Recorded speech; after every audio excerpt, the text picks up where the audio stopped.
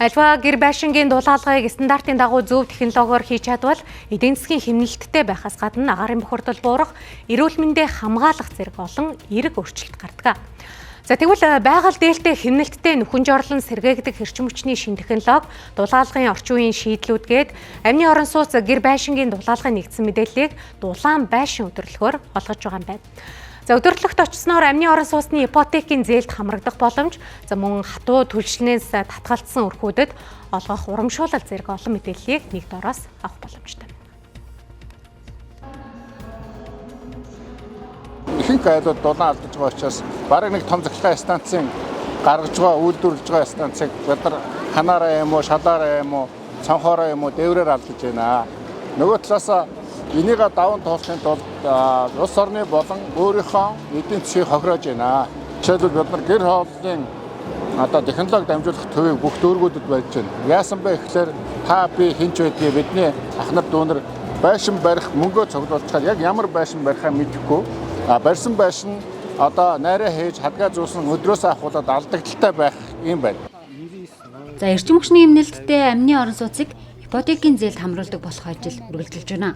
Нийслэлд энэ онд 51,080 өрх хатуу төрш хэрэглэнээс асвал 9-өөс 5 дугаар сард нийт 900 мянган төгрөгийн урамшуул авахмаа.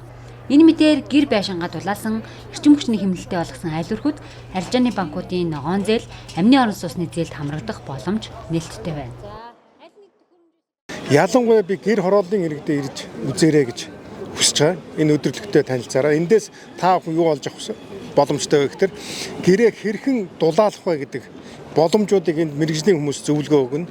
Энэ чиглэлээр үйл ажиллагаа явуулдаг компаниуд бүтээгдэхүүнээ танилцуулж байна. Дулаалгын ажлын 75% орчим хувийг нь бид нэр нийслэлээс хариуцъя гэж байгаа. За үүн дээр юу орох вэ гэхээр ханын дулаалга, дээврийн хөндийн дулаалга, за тэгээд нөгөө цонхны амгалгааг нь бид нэр хийгээд өгье гэж байгаа. За Монгол гэрийг бол бид нэр шууд ингээд угалдаг байдлаар дотроо чиг тусгаарлагч болон дулаан тусгаарлагчийг оруулсан ингээд шууд ингээд углаад цахилгаандаа амыг нь зөрүүлээд ингээд хийждэг богино хурдан хугацаанд ингээд дулаалцдаг ийм технологи бид нэр судалж байна. Манай бүтээгдэхүүн болохоор би бол барилгын зөвхөн ханы хувьд эрчим хүчний үзүүлэлтийг өндөр байлгах гэсэн зорилгыг тавиад ажиллаж байгаа.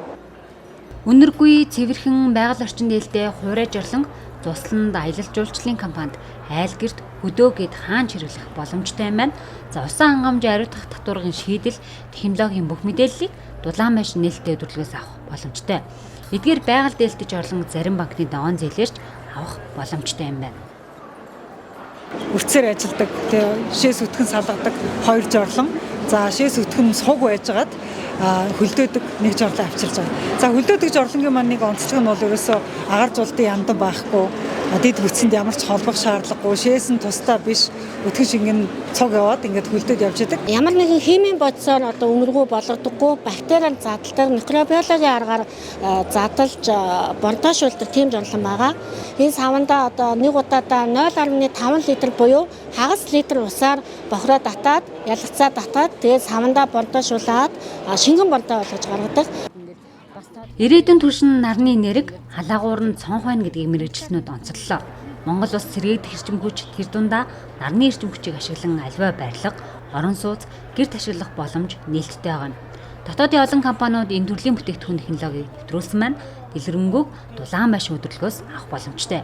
Өдөрлөг энэ сарын 7-ны тусдал Сүхбаатарын талбайд үргэлжилнэ.